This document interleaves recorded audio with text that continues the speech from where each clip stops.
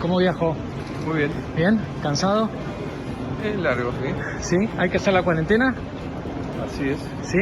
Entonces, chicos, chicas, chiques, les pido por favor, hagamos ese esfuerzo.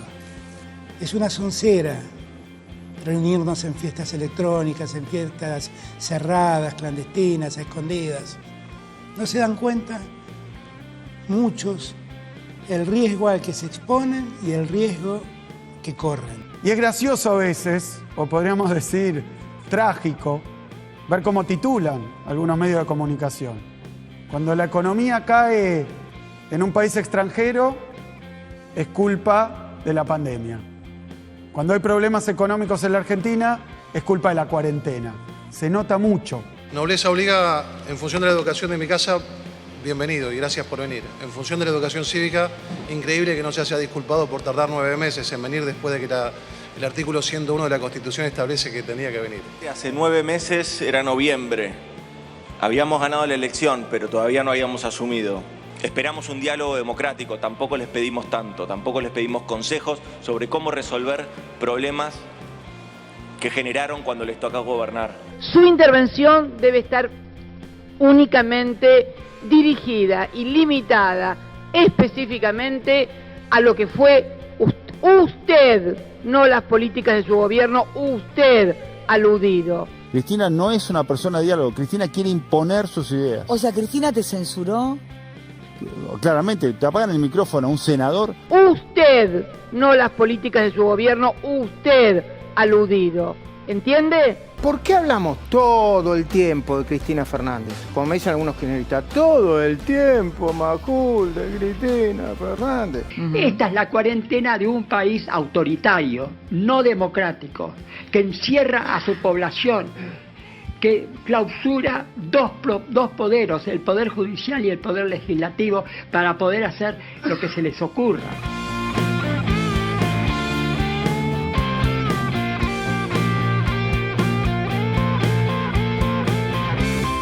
Buenas tardes a todas y a todos, bienvenidos a una nueva edición de Alta Data, el lugar donde te enterás todo lo que pasa en un toque. Alberto Fernández anunció la extensión de la cuarentena, sigue todo igual, sin cambios en el área metropolitana de Buenos Aires. Por otro lado, Mauricio Macri, que ayer huyó a Francia, llegó a París y habló desde allá. Y tenemos un informe especial, se cumplen 2 años de la causa de los cuadernos resucitados.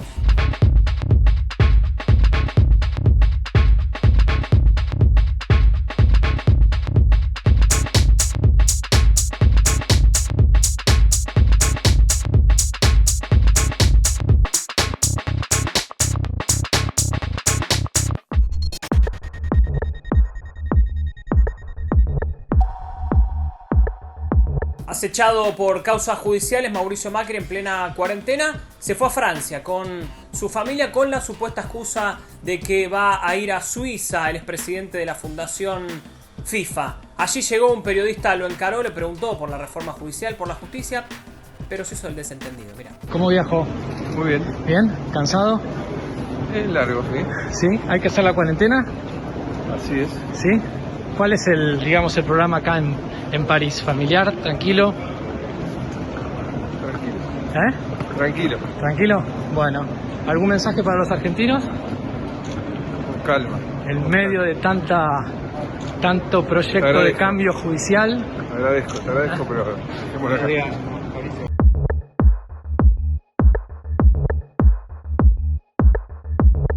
Luego finalmente habló con un medio argentino, con Infobae, y le dijo esto que vas a ver acá: estoy recién llegado a una sociedad donde se vive en libertad y con responsabilidad. Claro, fue un tiro por elevación a Alberto Fernández, a la gestión contra la pandemia acá en Argentina. Pero vamos a ver los números, a ver, mira. Mira, en Francia, mira lo que es Francia, 187.000 contagios tiene Francia, ahí en el lugar donde Macri dice que se vive en libertad y con responsabilidad, y tiene 30.000 muertes, más de 30.000 muertes, casi 10 veces más de los muertos que hay en Argentina. En Francia las políticas sanitarias llegaron muy tarde. Esto que decía Macri nos recordó a estas fiestas que se hacían con más de 3.500 personas disfrazadas de pitufos.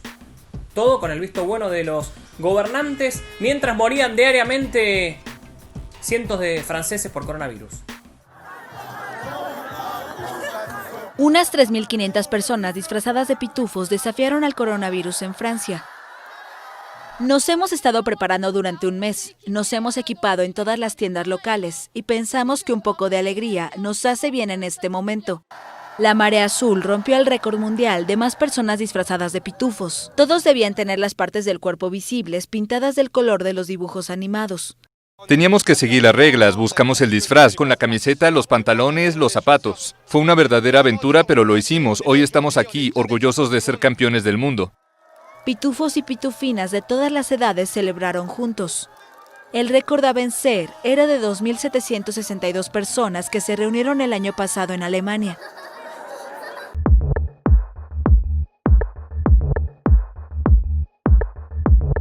Mucha actividad en el Congreso de la Nación, ayer en el Senado, un cruce entre Esteban Bullrich y Cristina Kirchner. Se estaba tratando el tema de la deuda, el proyecto para reestructurar la deuda argentina bajo legislación local. Mirá. Tiene la palabra, senador Bullrich. Le agradezco, Presidenta. La pedí porque fui mencionado específicamente por el presidente de la bancada oficialista, que hace que algunos senadores oficialistas se rían. No sé de qué se ríen, francamente. No sé de qué se ríen. Entre las cosas que se dijeron, las barbaridades que se dijeron, dijo que la pobreza era culpa del gobierno de Mauricio Macri. Ah, mirá. Perdón. No, espere, cortarle la palabra. Usted tiene derecho si ha sido mencionado, pero en los términos de que ha sido mencionado, no para reiniciar un debate sobre los dichos del senador. Lo que dijo el senador Mayans respecto de las políticas del anterior gobierno no forma parte de su involucramiento como mención del senador. Así que su intervención debe estar únicamente dirigida y limitada específicamente a lo que fue usted, no las políticas de su gobierno, usted aludido. ¿Entiende? Bien.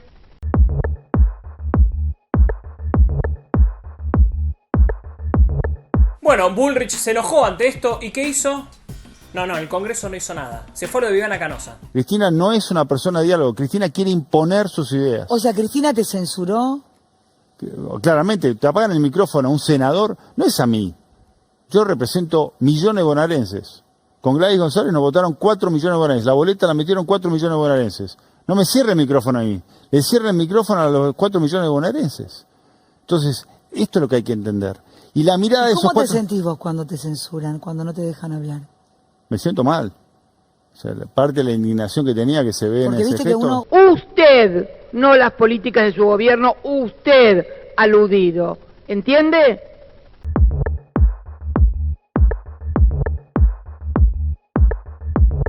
Hubo más cruces también en el Congreso por el informe de gestión del jefe de gabinete de Santiago Cafiero, que respondió así. Me parece importante que quienes endeudaron el país estos últimos 4 años, este proceso de endeudamiento irresponsable, este proceso de endeudamiento insostenible y profundamente injusto sobre las espaldas de los argentinos y argentinas que debemos soportarlo, nos vengan a decir cómo tenemos que ahora resolver el problema que crearon. Esperamos un diálogo democrático, tampoco les pedimos tanto, tampoco les pedimos consejos sobre cómo resolver problemas que generaron cuando les tocó gobernar. Fundieron una fábrica de alfajores en Mar del Plata y una fábrica de Fernet en Córdoba. Esa fue la Argentina que les tocó gobernar a ustedes.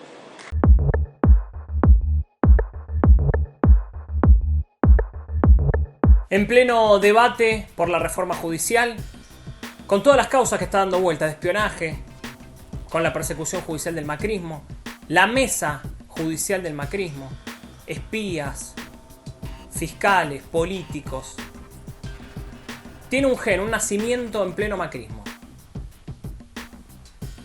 Y tiene su rebrote enorme en una causa que fue llamada la causa de los cuadernos, que luego fueron quemados, desaparecieron y luego resucitaron de repente. Se cumplen 2 años de esa causa. Bonadío, Stornelli, el Diario de la Nación. Toda la runfla judicial. hicimos acá para Alta Data un programa especial, un informe que hicieron Lisandro Leiva y Lucas Toscani. Imperdible, mirá. Ahora de los cuadernos de las coimas. La más grande de las causas por corrupción de la historia. Las coimas de los cuadernos. Estos cuadernos. Son unos cuadernos. Plata de la coima de la obra pública se entregaba directamente en la Quinta de Olivos. Cuadernos con los bolsos. En la Casa Rosada. De los bolsos, la ruta descrita minuciosamente en los 8 cuadernos. En el departamento particular del matrimonio Kirchner. Esos repletos de dólares que tenía Cristina Fernández de Kirchner y anteriormente Néstor Kirchner como el eje. ¿Cuántos cuadernos? 8, ¿no? 6. 8 cuadernos. En una reunión que tuvo debido barata, la señora presidenta Cristina Fernández de Kirchner los incluyó para que siga recaudando. Después sí sabemos que pide el allanamiento de Cristina Kirchner. Ordenó la indagatoria de la expresidenta. A Cristina Kirchner y a muchos funcionarios lo llaman a indagar. Dantesco, escandaloso. Los benditos cuadernos. Imposible que Cristina no supiera. La jefa de la asociación ilícita. Lo que habría dicho este hombre es que no se acuerda e insinuó que los podría haber quemado. Cuadernos de la corrupción, los cuadernos que no están.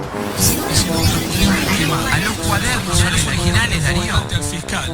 Sí. No importa si hubo cuaderno, fotocopia. No hubo ningún cuaderno. Que él cumpla feliz, que él cumpla feliz. Se cumplen 2 años de la causa de las fotocopias de los cuadernos, la emblemática expresión del lawfare acá en la Argentina que tuvo un montón de ribetes cinematográficos y que arrancó bien arriba, pero después se fue cayendo. Empezó, si se acuerdan, con una investigación del periodista Diego Cabot en el diario La Nación. Según él dijo, alguien le dio una bolsa con toda la documentación necesaria. Algo bastante parecido a lo que dijo Luis Majul, que fue a correr y también alguien le dio unas escuchas sobre Cristina. Muy raro todo, ¿no? Me encontré con una persona con la que jamás había visto. Oh, no. Keep your fingers off your nose. Men have erectile tissue there. Itches when they're hiding something. Jamás había visto.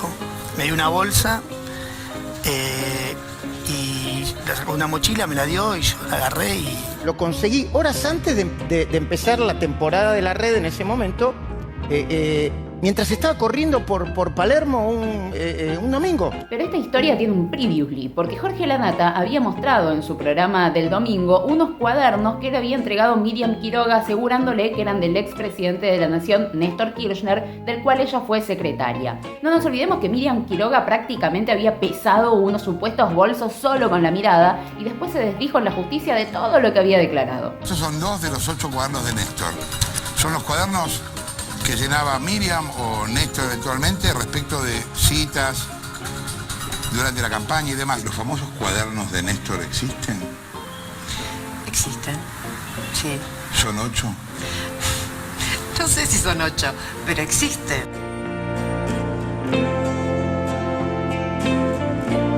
Pero tengamos presente que siempre hablamos de fotocopias de los cuadernos del chofer Oscar Centeno. Es por eso que el fiscal Stornelli había mandado allanar el domicilio del chofer para encontrar los cuadernos originales, pero el mismo chofer fue el que dijo que los quemó y él se aseguró que desaparecieran. En principio tengo que decirte que este allanamiento resultó negativo. Lo que vinieron a buscar acá no estaba. Esto aparentemente no puso muy bien al fiscal Stornelli, se enojó bastante. Ahora bien, cuando llegaron acá y no estaba, y el fiscal le empezó a preguntar a Centeno, lo que habría dicho este hombre es que no se acuerda e insinuó que los podría haber quemado. A los cuadernos, a los originales, Darío. Al fiscal. Sí. La persecución fue total y contra la líder de la oposición en su momento, que era Cristina Kirchner. Una causa que parecía de cine, guionada. Vamos a ver la segunda parte de este gran informe. Cuando hablamos de lawfare, hablamos de una conjunción entre la embajada, los medios de comunicación y la justicia. Ya que hablamos de la justicia, ¿por qué no mejor recordar un poquito qué fue lo que dijo el falso abogado y espía Marcelo D'Alessio sobre la opinión que tenía el fiscal de la causa, Carlos Stornelli, sobre Cristina Kirchner, la persona investigada? Carlos quiere que Cristina vaya en cana. Están jugando a la política judicial. La política judicial es más seria que la política real. Estos tipos tienen poder de verdad. El problema es que después se descubrió toda la operación de espionaje ilegal que llevaba adelante Marcelo D'Alessio, terminó preso y el fiscal Stornelli quiso empezar a despegarse de él y se fue alejando lentamente. Finalmente, ¿saben qué pasó? Cristina no aparecía en los cuadernos. ¿Señaló hacia Cristina Manzanares? En el audio que pasaron recién del señor que está detenido, dijo que en los cuadernos estaba mencionada Cristina. Cristina Kirchner no está mencionada en los... no está mencionada en los cuadernos en el circuito, por lo menos en el circuito de recaudación. Pero como la vida nos da muchas sorpresas y en este país no se aburre nadie, los cuadernos reaparecieron de sus cenizas mágicamente el 23 de octubre del año pasado, del 2019, unos días antes de que se dieran las elecciones generales en la que Mauricio Macri perdió por paliza. Bastante curioso, ¿no? ¿Mágicamente aparecieron? Tal vez sí. Puede haber una intencionalidad política, tal vez. Yo lo desconozco, pero si aparecieron, ¿no? Sí, pero vuelvo a repetir. El dueño de los cuadernos dijo que los había quemado. Y ahora, a 4 días de la elección, aparecen los supuestos cuadernos.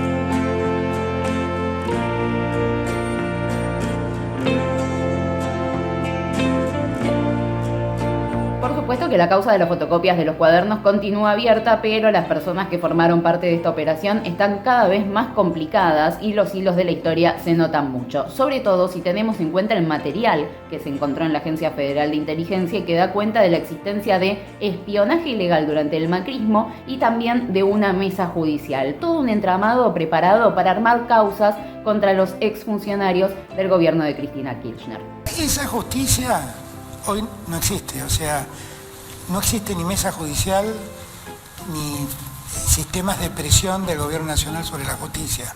No existe.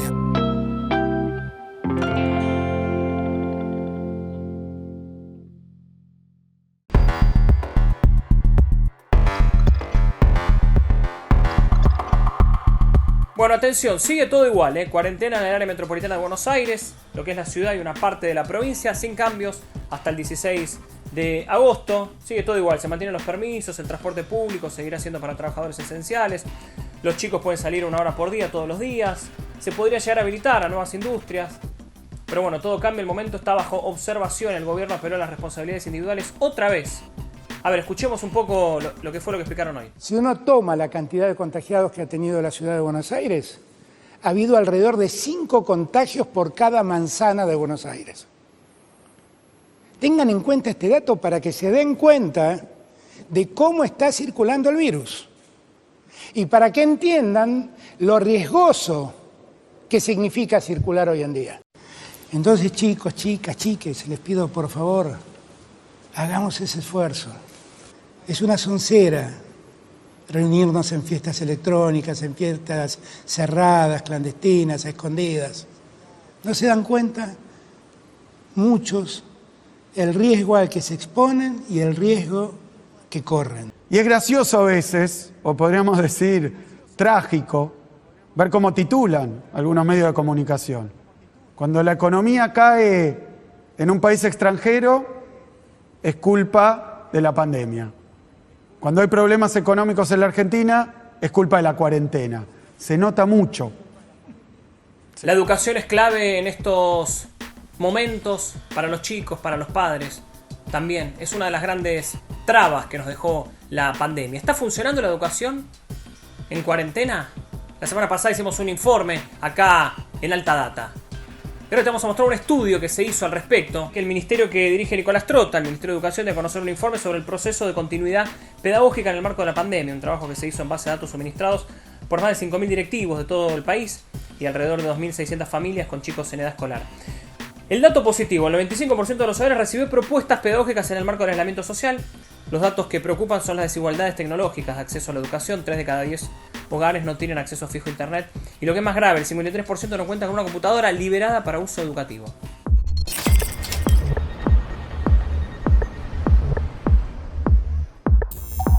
Ayer se dio a conocer que, por un error del gobierno de Macri, impensado, se benefició a las compañías eléctricas. Rarísimo, Adiviná a quién ganó y quién perdió. El acuerdo que celebró el exsecretario de Energía, Gustavo Lopetegui, en 2019 con las empresas Edenor y Edesur, en el marco del traspaso de jurisdicción de la concesión a la provincia de Buenos Aires y a la ciudad, significó un millonario perjuicio para el Estado por deudas condonadas a las empresas y el reconocimiento de créditos a favor de las concesionarias por congelamiento de tarifas mal calculados. Bueno, esto es insólito. Esta información fue publicada por Página 12 y surge de una auditoría del Ente Nacional Regulador de la Energía, el ENRE, del actual gobierno, y va a ser usada por el organismo en un juicio contra el exsecretario de Energía, claro, el exsecretario de Energía del macrismo. Este raro, llamémosle, error a favor de las compañías eléctricas le puede costar hasta 40.000 millones de pesos al gobierno. Ganaron las empresas eléctricas y pierde el gobierno de Alberto Fernández. Tenemos más información, claro que sí, vamos con 3 al toque, 3 noticias que lees en el destapeweb.com. Arrancamos por la número 3. Por unanimidad, el Senado dio media sanción al proyecto de sostenibilidad de deuda local. La iniciativa se tratará en Comisión de Diputados la semana próxima para que sea convertido en ley en los primeros días de agosto. El proyecto establece que los tenedores de los títulos elegibles que no adhieran a la invitación a canjear continuarán con sus pagos diferidos hasta el 31 de diciembre del año próximo. La número 2, la propuesta superadora de Vicentín a punto de caer. Vuelve la idea de expropiación. El gobierno de Santa Fe dio anoche por cerrada la negociación para la conformación del fideicomiso que busca darle continuidad a la operatoria de Vicentín al no alcanzar un acuerdo con los directivos de la empresa en la segunda reunión de conciliación de las partes convocada por el juez del concurso de la agroexportadora Fabián Lorenzini. De esta forma, la llamada propuesta superadora de Perotti quedó al borde de naufragar y se reflotan las chances de impulsar nuevamente la ley para expropiar a la cerealera que estafó al Banco Nación y a sus ahorristas. Vamos con la número 1. La Secretaría de Comercio intimó a la Serenísima por subir los precios. Ese plus del 3% aumentaría el precio de los artículos lácteos en góndola y violaría el congelamiento que los precios máximos constituyen por la resolución 200/2020 y también por la disposición 13. En los últimos días se denunciaron diferentes subas en los precios de los lácteos. Tenemos comentarios, como siempre elegimos uno que vemos acá. Ahí estamos viendo, Eduardo Rodi. Yo no pido la doctrina Irursum, dice, pero ¿cómo se dejó salir del país a un tipo con fuerte sospecha de corrupción? ¿No hay punto medio? A propósito, ¿cómo está la pandemia en Francia? ¿Hay circulación comunitaria? Bueno, muchísimas gracias por comentar. Eduardo Rodi. Siempre aparece acá Eduardo Rodi. Me parece que es familiar de un productor, pues aparece siempre, si no, no puede ser. Bueno, qué sé yo. Le mandamos un saludo grande, si no es así, a Eduardo Rodi. Y gracias a ustedes por estar del otro lado, por acompañarnos durante toda la semana. Impresionante semana para Alta Data. Seguimos acá informándote. Como siempre, en Alta Data. Perón lo primero que hizo es limpiar completamente el Poder Judicial y poner a sus hombres. Es basura. En los escritorios de los jueces, la persona que iba a presentar sus problemas, suponiendo que esos problemas fueran contrarios, se encontraban con el retrato de Perón y Evita encima del juez. A ese punto habíamos llegado. Es basura. Perón era un odiador total. Es basura. Montones de discursos. El famoso discurso, el del 3x1. Por cada uno que caiga de los nuestros, caerán 3 de los de ellos.